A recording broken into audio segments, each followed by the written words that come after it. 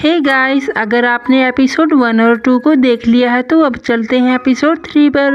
Episode 3 की शुरुआत में हम GDX टीम को देखते हैं, जहां पर याओ चबी के साथ एक गेम का राउंड शुरू करती है और वो काफ़ी अच्छे से खेलती है और सभी लोग याओ के गेमिंग स्किल को देखकर उसकी काफ़ी तारीफ करते हैं।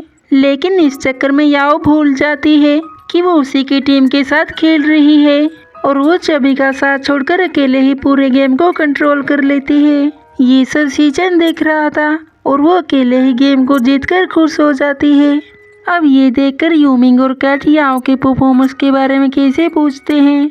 तब के कहता है कि याओ ने काफ़ी अच्छा खेला है, लेकिन उसने अपना स्कोर बनाने के चक्कर में अपनी पूरी टीम को ही अकेले छोड़ दिया। ये सुनकर याओ को काफ़ी बुरा लगता है, अब उसने गलती तो की थी। इसके बाद शीचन और यूमिंग बाहर आकर याओ के बारे में बातें करते हैं। शीचन यूमिंग से कहता है कि भले ही याओ को के की बात का बुरा लगा हो, लेकिन उसकी बात भी सही है। अगर देखा जाए तो याओ की गेमिंग स्किल काफ़ी अच्छी है, लेकिन मैंने ये भी देखा है कि गेम खेलते वक्त वो काफ़ी अग्रेसिव हो जाती है, इसलिए बिना टीम वर्क के हम उसे मैच में नहीं ले सकते। तब यूमिंग उसे कहता है कि क्या तुम्हें पता भी है कि मैंने याओ को ही टीम ज्वाइनिंग के लिए क्यों लिया है, क्योंकि वो काफ़ी टैलेंटेड है और कभी भी हार नहीं मानती और निडर होकर खेलती है। वो बिल्कुल तुम्हारी तरह है, इसीलिए हमें जल्दी से जल्दी उसकी ट्रेनिंग स्टार्ट करनी होगी और ये काम हम कल से ही शुरू करेंगे। तभी शीचन के पास उसके फादर का फ़ोन आता है, जो कि उसे बताते हैं कि तुम्हारी मदर घर से झगड़ा करके कहीं चली गई है, इसलिए तुम्हें अभी इसी वक्त घर पर आना होगा। अब ये पता लगने पर यूमिंग शीचन से कहता है कि कोई बात नहीं, तुम घर चले जाओ, मैं याओ की ट्रेनिंग कल से शुरू कर दूंगा। अगले दिन यूमिंग याओ की ट्रेनिंग स्टार्ट कर देता है और वो उसे एक प्रोफेशनल गेमर के सारे रूल सिखाता है। अब पूरे दिन ट्रेनिंग करते करते याओ को काफ़ी थकान हो जाती है और वो अपने रूम में रेस्ट करने के लिए आती है। तब याओ अपने फ़ोन से वीचैट पर एक पोस्ट डालती है कि आज मैं एक पिल्ले की तरह थक चुकी हूँ। तभी उसके पास जिमियांग की कॉल आती है, जो कि उसे बताती है कि इस वक्त मैं हवाई में हूँ और मुझे तो यहाँ पर काफ़ी मज़ा आ रहा है। जिस पर याओ से कहती है कि क्या तुम्हें पता है, यहाँ पर मेरी 12 घंटे ट्रेनिंग चल रही है और एक तुम हो जो कि मुझे ये सब बताकर जेलसी फील करवा रही हो। तभी चबी वहाँ पर आता है और वो याओ से कहता है कि हम लोग डुओ खेलने वाले हैं, अगर तुम्हें भी खेलना है तो तुम भी नीचे आ सकती हो। ये सुनकर याओ जल्दी से नीचे जाकर के को ज्वाइन कर लेती है। तभी याओ देखती है कि यांग ने भी इसके साथ खेलने के लिए रिक्वेस्ट की होती है और उसकी आईडी का नाम सनफ्लावर होता है। सन यानी सूरज, फ्लावर यानी फूल। ये लाइन मारने वाला यांग, वैसे मानना पड़ेगा यांग तुम काफ़ी हैंडसम हो, अगर मैं याओ की जगह पर होता तो तुम्हें ही डेट करता।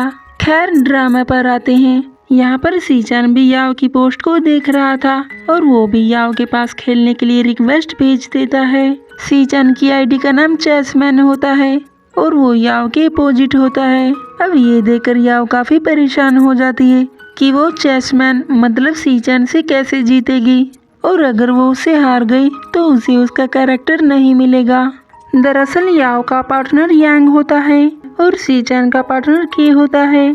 इसके बाद ये लोग गेम स्टार्ट करते हैं और याओ अच्छे से खेलने की कोशिश करती है, लेकिन वो बार बार कमज़ोर पड़ रही थी और वो शीचन को मैसेज करके कहती है तुम मेरे साथ थोड़ा सा अच्छा रहो, क्योंकि अगर मैं हार गई तो तुम्हारी वजह से मुझे मेरा कैरेक्टर नहीं मिलेगा। लेकिन शीचन उसके मैसेज पर ध्यान नहीं देता।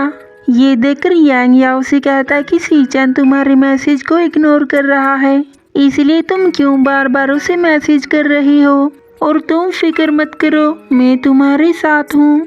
यहाँ पर चबी अपने अकल के घोड़े दौड़ाकर याओ से कहता है कि शीचन से कहो कि तुम्हारी कैट ने उसकी फिशेस को खा लिया है ताकि उसका ध्यान गेम से हट जाए, और वो उसे ऐसा कह देती है, लेकिन इस बात से भी शीचन को कोई फर्क नहीं पड़ता। अब याओ की परफॉर्मेंस को देखकर के काफ़ी हैरान हो जाता है। उसे तो पता ही नहीं होता है कि याओ ने 12 घंटे ट्रेनिंग की है और के गेम को बीच में छोड़कर चला जाता है। तभी याओ के पास शीचन की कॉल आती है। वो उसे कहता है कि मैं कल वापस आ रहा हूँ और तुम अपनी कैट का ध्यान रखना।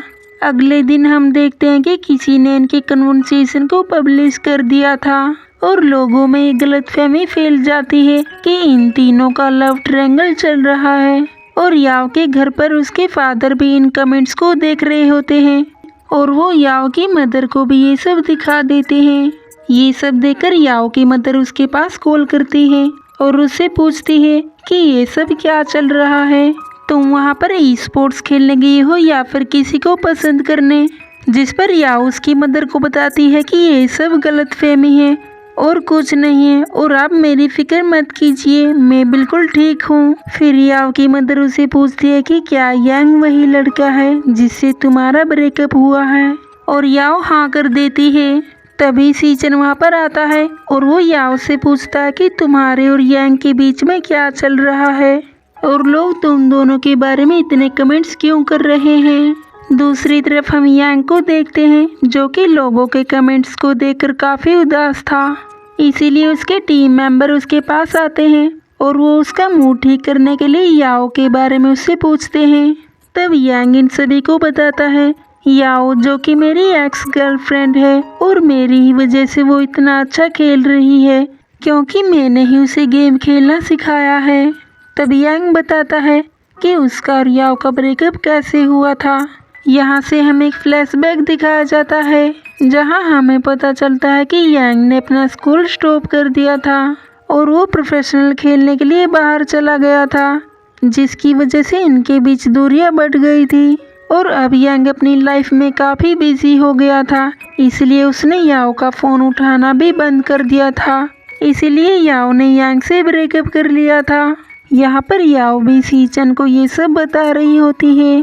अब यांग याओ के पास मैसेज करके दोबारा से रिलेशनशिप में आने के लिए कहता है।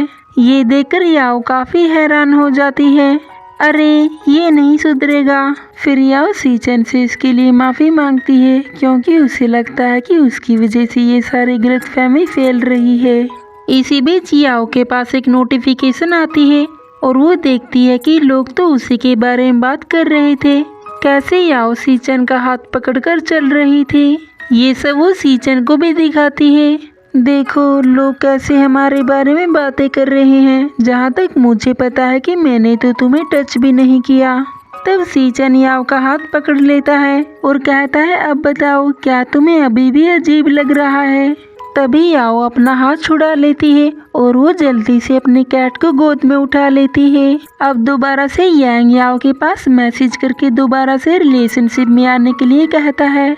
ये देखकर सीचन कंफ्यूज हो रहा था, आखिर कौन है जो याओ को मैसेज कर रहा है और वो ये देखने के लिए याओ के पीछे पीछे घूमने लगता है और वो उसके फ़ोन में देखने की कोशिश करता है, लेकिन उसकी ये तरकीब काम नहीं करती। अब वो याओ के पास बैठ जाता है और इससे फ़ोन लेने की कोशिश करता है, लेकिन याओ अपने फ़ोन को छिपा लेती है और वो कहती है तुम्हें लोगों की गलतफहमी को दूर करना होगा।